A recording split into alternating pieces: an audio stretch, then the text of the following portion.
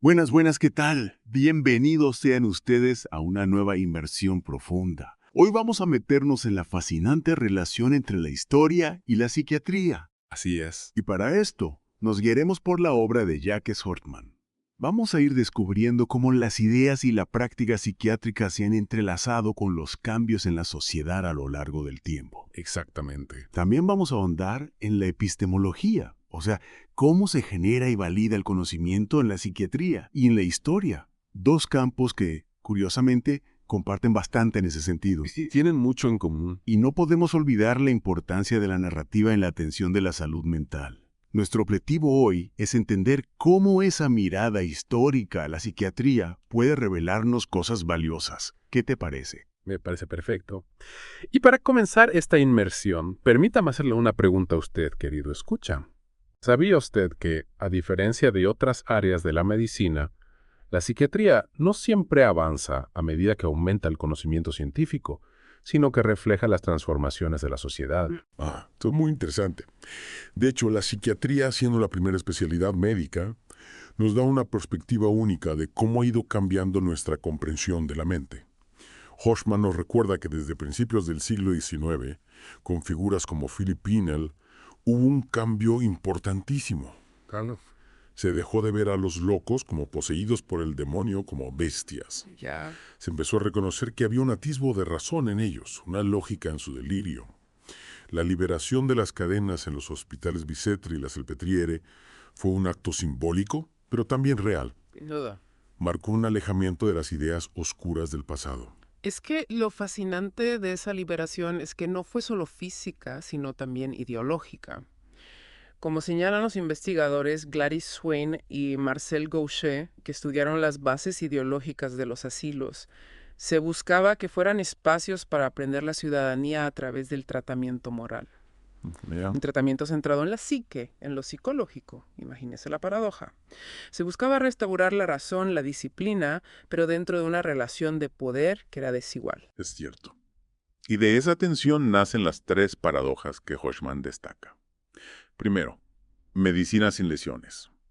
Mientras la medicina avanzaba con la patología anatómica, definiendo enfermedades por lesiones, la alienación mental no tenía una contraparte física, a pesar de intentos fallidos como la trepanación. Es como si fuera un campo médico sin marcadores físicos claros. Exacto. Y si lo comparamos con la historia, vemos un paralelo.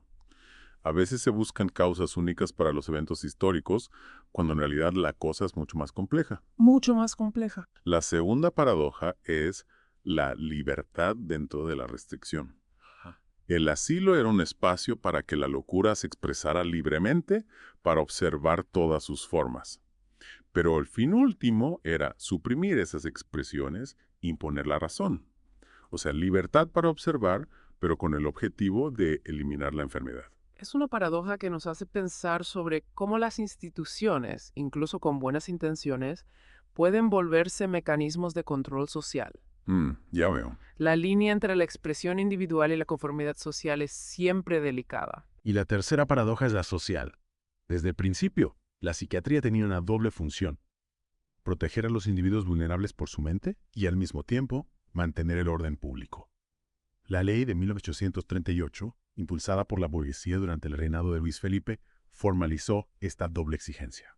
Esta tensión entre el cuidado individual y el control social ha marcado la historia de la psiquiatría, afectando cómo se practica y cómo la sociedad ve a los alienistas, que eran los psiquiatras de la época. Y aquí es donde la cosa se pone interesante. Durante el Segundo Imperio francés, esos mismos alienistas, que al principio eran vistos como liberadores, empezaron a ser vistos con desconfianza. La prensa los acusaba de usar el internamiento para fines políticos y económicos, para servir a familias poderosas o al propio sistema. La opinión pública cambió, empezaron a verlos como una policía de la moral. Ese cambio es crucial para entender la evolución de la psiquiatría.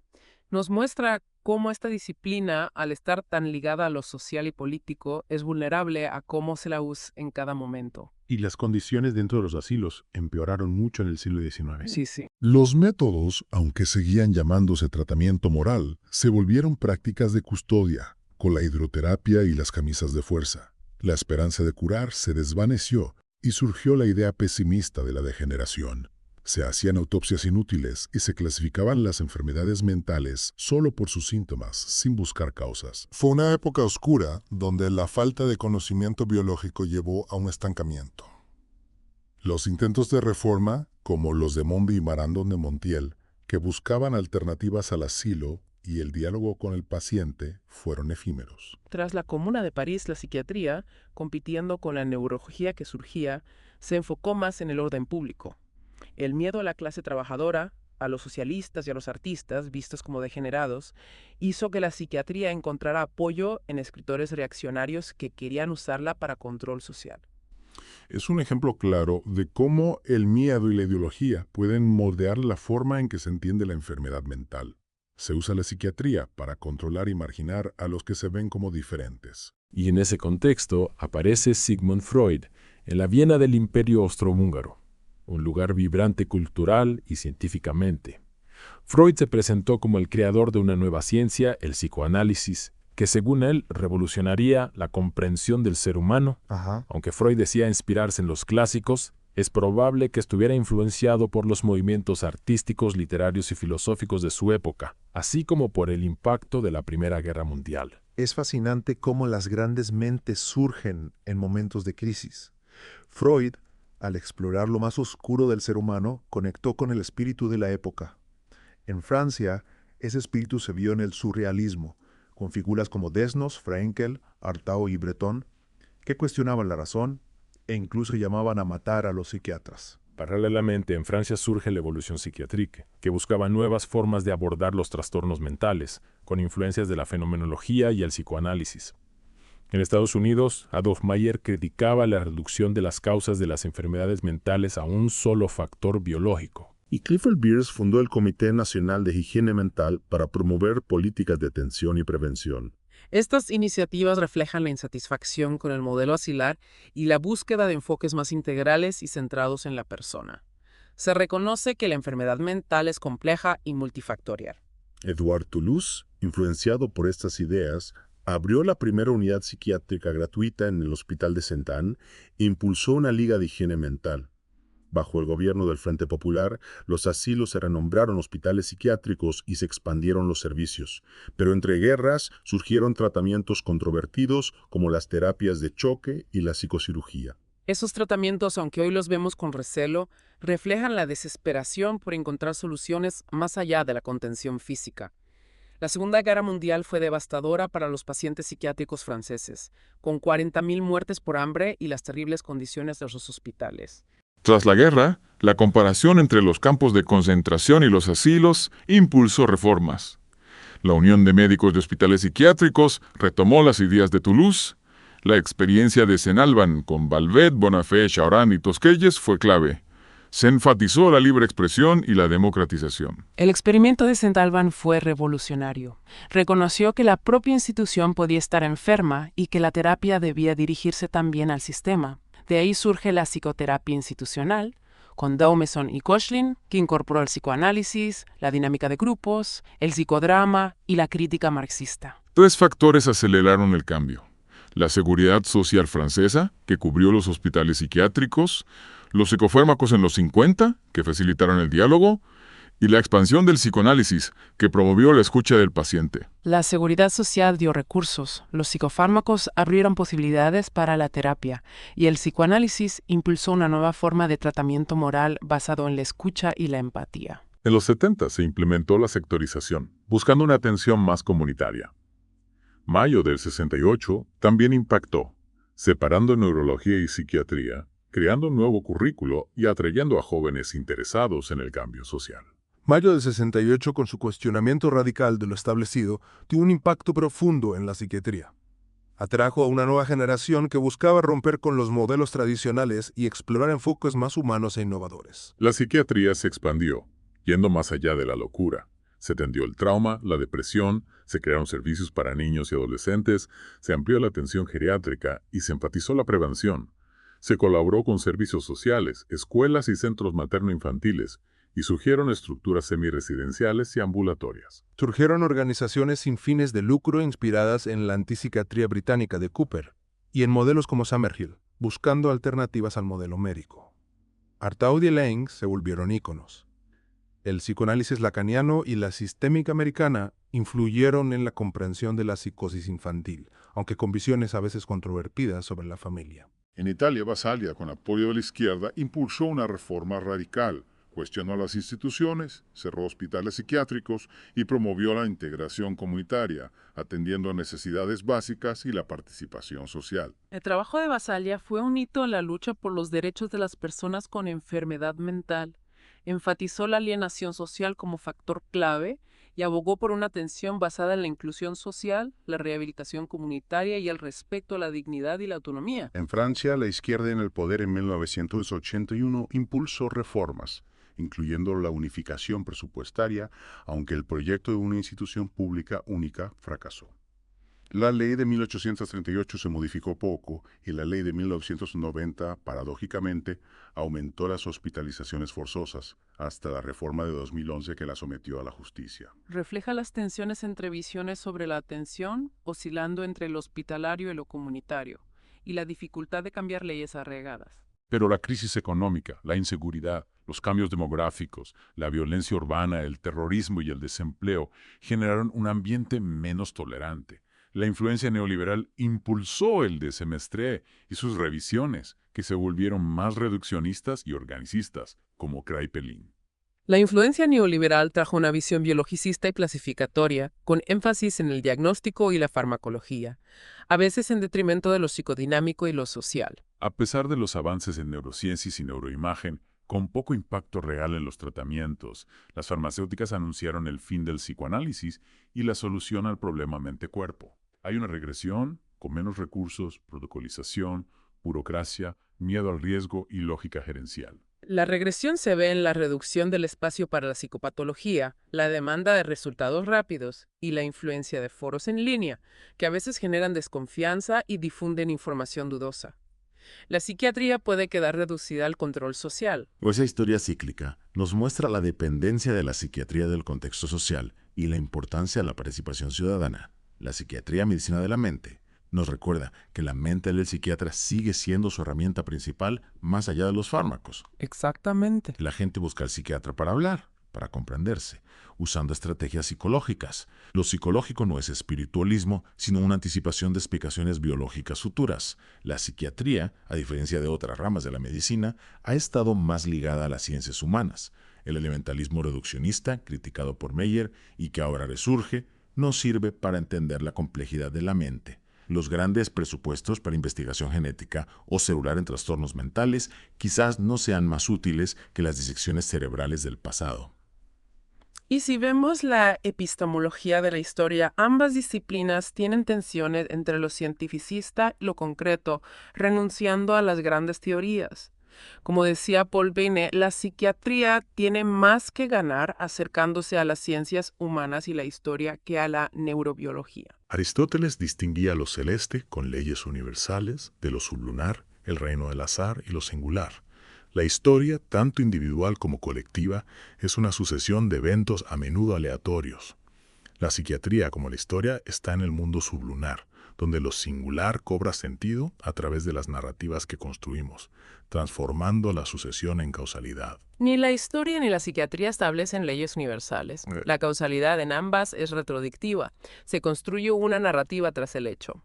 Las grandes teorías, como el determinismo marxista o los desequilibrios neuroquímicos como única causa, suelen ser simplificaciones o actos de fe. Por ejemplo, los neurolépticos y la dopamina. Que calmen a algunos psicóticos y bloqueen la dopamina no significa que la esquizofrenia sea por exceso de dopamina. Aunque haya exceso en algunos, hay otros factores. La hipótesis dopaminérgica es útil para la industria farmacéutica, pero no para entender al paciente. El psicoanálisis, como el marxismo en la historia, es una herramienta heurística en psiquiatría, un marco para organizar las observaciones clínicas en una trama que ayude a entender la locura. La neuroquímica aporta a la farmacología, pero la legitimidad científica no debe depender solo de explicaciones abstractas. Bene decía que las abstracciones no son causas eficientes y que todo concepto de clasificación es falso. La esquizofrenia, como la virtud o la blancura, es un concepto nominalista, una palabra para categorizar conductas, no como una diabetes que tiene una lesión física. La idea de la enfermedad mental como objeto natural, como decía Kraepelin, se contradice con la observación clínica. El concepto de enfermedad mental es sublunar, vago y cambiante, como los conceptos históricos. La psiquiatría busca describir al individuo a través del universal, pero lo universal cambia con el tiempo, dependiendo de las prácticas sociales y del fundamento epistemológico de cada época, como decía Foucault. El tratamiento moral de Pinel, ligado al ideal democrático, creó el concepto de alienación como trastorno con varias formas. Luego, bajo regímenes autoritarios, se individualizaron las enfermedades mentales como si fueran físicas. La práctica fuera del asilo llevó al concepto de construcciones patológicas, la anterilogra, que se disuelven en los espectros actuales, influenciados por el mercado. ¿Es esto progreso? Beine decía que el progreso en la historia es ampliar la visión y apreciar la singularidad. El progreso en psiquiatría es incluir al paciente y entender su experiencia. El psiquiatra ayuda a narrar lo vivido intersubjetivamente. Y aquí está la tercera relación. La narración como base de la psicoterapia institucional, con Ricoeur. Las autoridades francesas dudaron de ella, al menos para el autismo, por la presión de familias y defensores de métodos estandarizados. Pero la psicoterapia institucional ha tenido un gran impacto en Occidente. Sin duda. Ha evolucionado desde la atención a pacientes internados a tiempo completo, hasta prácticas ambulatorias, expandiéndose en los sectores sanitario y sociosanitario. Se aplica en la comunidad, escuelas, centros de rehabilitación, etc. Esa apertura hace necesaria la transmisión de narrativas sobre los usuarios para evitar la fragmentación. El intercambio de información se vuelve narrativo, coordinando, dando sentido y relacionando lo vivido. Ricoeur hablaba de 3 tiempos en la narrativa. La prefiguración. Los eventos deben ser narrables, pero el trauma puede interrumpir esto, la figuración. La trama une los eventos metafóricamente, integrando lo ajeno a la historia del sujeto, creando la identidad narrativa. Y la refiguración. Otra persona reinterpreta la narrativa. Como decía Husserl, la subjetividad se basa en la intersubjetividad. La psicoterapia institucional busca restaurar este proceso que falla en personas con problemas de apropiación de su historia. Por eso necesita un marco regular y predecible, donde lo inesperado pueda surgir. También distinciones claras entre las acciones: educación, rehabilitación, terapia, trabajo, ocio. Hay que luchar contra la homogeneización para que lo inesperado tenga sentido. Cada acción en su lugar y tiempo articula lo presente y lo ausente, invitando a la imaginación y el recuerdo. Narrar historias, contar lo cotidiano, recordar a los ausentes, restaura el diálogo con uno mismo y con los demás. Trae un placer tranquilo, el disfrute del juego con palabras e imágenes, la evocación. Restaurar ese disfrute, tanto para cuidadores como pacientes, como consuelo o alivio, es esencial en psiquiatría. La narrativa es la base de toda psicoterapia. La psicoterapia institucional lo ejemplifica, acompañando a quienes tienen problemas con su historia interior. La clave para entender la psiquiatría es reconocer su contexto histórico y social, su epistemología compartida con la historia y el poder de la narrativa. La evolución de la psiquiatría no es una simple acumulación de conocimiento científico. Y si la psiquiatría y la historia se basan en la narración, ¿cómo nuestra historia personal influye en cómo entendemos la salud mental? Lo invitamos a profundizar en estos temas y explorar a Haussmann y Ricoeur. Entender la historia de las ideas en psiquiatría puede enriquecer nuestra visión de los problemas actuales. Hasta la próxima inmersión profunda.